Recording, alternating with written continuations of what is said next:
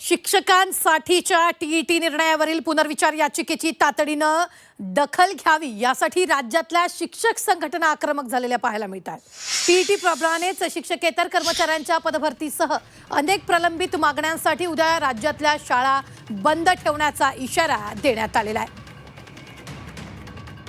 पाहुयात यावरचा झी 24 तास हा स्पेशल रिपोर्ट। महाराष्ट्र राज्य मुख्याध्यापक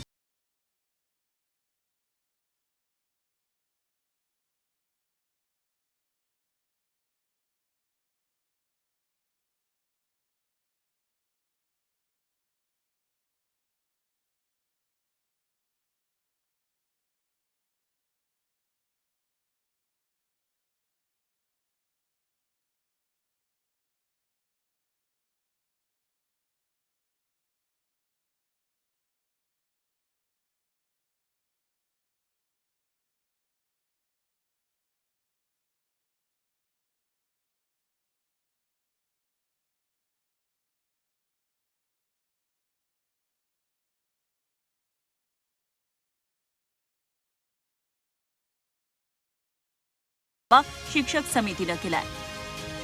आमचं शासनाकडे अशी मागणी आहे की आरटीए ॲक्ट 2009 ला आला आणि जुलै 2010 मध्ये आपण स्वीकारला।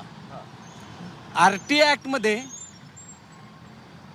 23 ऑगस्ट 2000च्या NCTCच्या अधिसूचनेनुसार 23/8/2010 पूर्वी शिक्षक कर्मचाऱ्यांना जी सूट दिली होती ती सूट कायम ठेवावी आणि निर्णय न घेतल्यामुळेच पूर्ण जवळपास 37 संघटना आहेत, त्यापैकी 29 संघटनांनी पूर्णपणे मिळून हा उद्याचा मोर्चा पूर्ण महाराष्ट्रभर प्रत्येक जिल्हाधिकारी कार्यालय हा आयोजित केलेला आहे। आपल्या छत्रपती संभाजीनगर जिल्ह्यामध्ये मोर्चास परवानगी सुद्धा या ठिकाणी मिळालेली आहे। या मागण्यांबाबत सरकार सकारात्मक आहे, मात्र हा निर्णय सर्वोच्च न्यायालयाचा आहे आणि हा निर्णय सर्व राज्यांमध्ये लागू असल्याचं शिक्षण मंत्री दादा भुसे यांनी सांगितलंय। त्यामुळे आंदोलनाचा फेरविचार करावा असं शिक्षण मंत्री भुसेंनी म्हटलंय। मी सर्व शिक्षक बंधू भगिनींना विनंती आवाहन करीन की महाराष्ट्र शासन या विषयाच्या संदर्भामध्ये गंभीर आहे, सकारात्मक काय निर्णय करता येईल त्या दृष्टिकोनातून मार्गक्रमण करतो आहोत आणि म्हणून उद्याच्या आंदोलनाचा त्यांनी फेरविचार करावा, आंदोलन करू नये अशा प्रकारची विनंती आवाहन करतो। शिक्षक संघटनांनी घेतलेल्या आंदोलनाच्या पवित्र्यावर प्रशासनानंही इशारा दिलाय।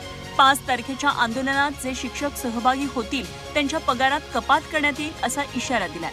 मात्र शिक्षक संघटना आपल्या आंदोलनावर ठाम आहेत। या आंदोलनानंतर राज्य सरकार काय भूमिका घेतं हेही पाहायचंय। झी 24 ताससाठी विशाल करोळे, छत्रपती संभाजीनगर।